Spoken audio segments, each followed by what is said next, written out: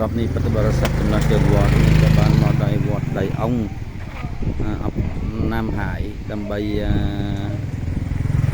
อยู่ถึงหันมาประเป็นในกระสังวัด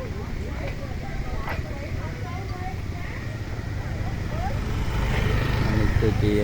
เราเจอวัดนี่คือเจียประวิเหตุบอกของวัดคือทานออกสักซอยในปฏิบัติสัตว์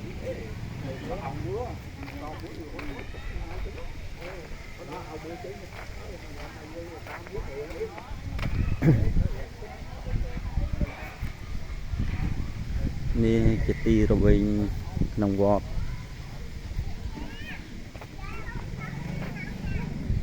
แมนเมงเลงนกนองอารามวอดยังหาเจียนกับกระสมันโจยนอกบอกโอนบริษัทต่างหลายเด่นนะเมียนสัตย์สมันโจยมาวอดบ้านจรันกุศลปันซอยนะแต่บริษัทขมายบ้านตาใบบุญปรำกรัวซานกนองอารามวอดนั่งเต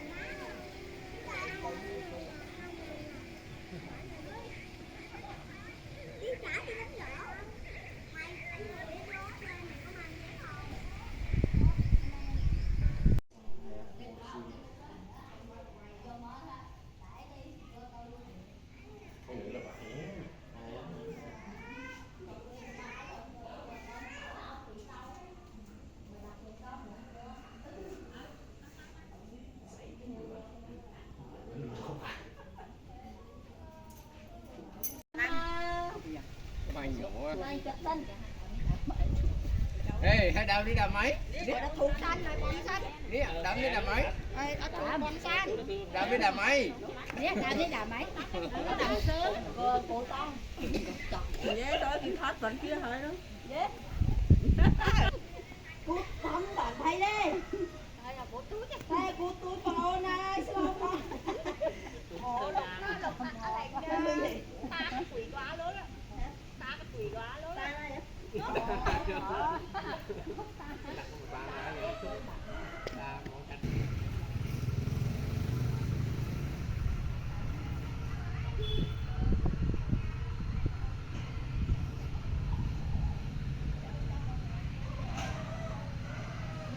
Mô tăng chặt bậc kiến và vị bậc kiến được phổ sòng bạc nè mô ta sa nè ca vạ ta a ra ha ta samma sambuddhassa nè mô ta sa nè ca vạ ta a ra ha ta samma sambuddhassa nè mô ta sa nè ca vạ ta a ra ha ta samma sambuddhassa yang no bhante yang no bhante banda bato banda bato mi banda vante utu sa imang sakapatang sapparekharang sakkasate mea atano sadakang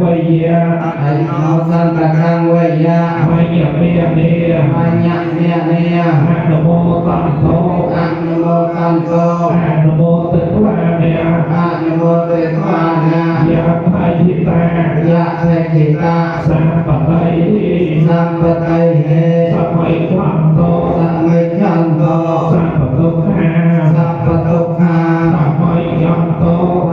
chanto iminani santena tutiya Samasa Buddhassa Namo Tassa Bhagavata Samasa Buddhassa Namo Tassa Bhagavata Arahato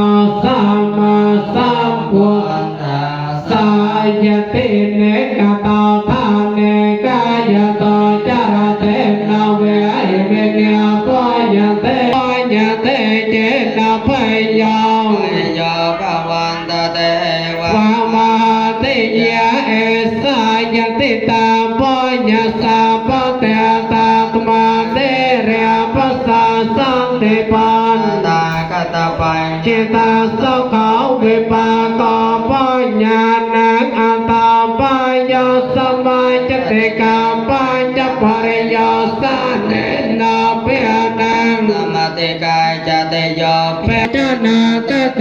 ยาปริมาณานังเอกปัตตาปัญญลาเพปัตตาปาเตสาเรปัตตาเยจเยอาก็โดยสเทศทาคือวัดปฏิตรสัพเพเจตมาช่วยอบรมได้ตาเราทางนั้นก็อบรมยอมได้บาให้ไอ้บ้านตาเกี่ยมองไงนึงเนี่ยก็ខ្ញុំក៏បានដូចជាត្រេកអរថាមានសូមអំណររីករាយពេកគ្មានអីទេមានតែពររបស់ប្រពុតនឹង4ប្រការនឹងបានឲ្យនិយាយតាប្រាថ្នានៅពុទ្ធពរណាសម្បត្តិណាគឺសម្បត្តិ3ហ្នឹងបាទពរណាសម្បត្តិណាហ្នឹងនិយាយតាអញ្ជើញមកហ្នឹងថ្ងៃហ្នឹងសូមឲ្យបានដូចទៅចិត្តលោកយាយតាដែលអញ្ជើញមកប្រាថ្នាចុះបាទឲ្យសូមអនុមោទនា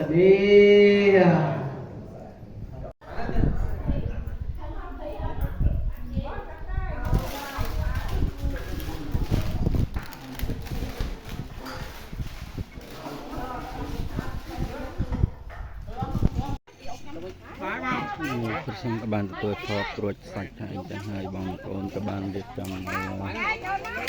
បបាយពេលថ្ងៃត្រង់ក្នុងអារាមវត្ត จังห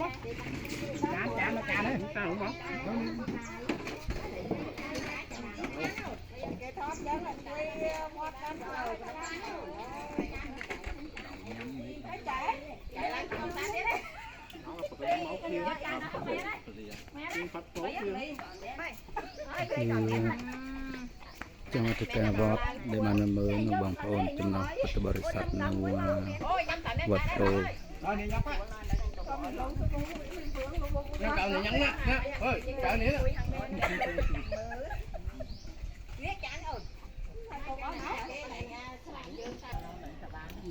ហើយថ្ងៃស្រៀងឡើង YouTube ហើយ YouTube á, YouTube phải lấy đôi máy xong tay lắm là bẻ. Cái tí mà ná, tí khác men hơi đấy. Mẹ.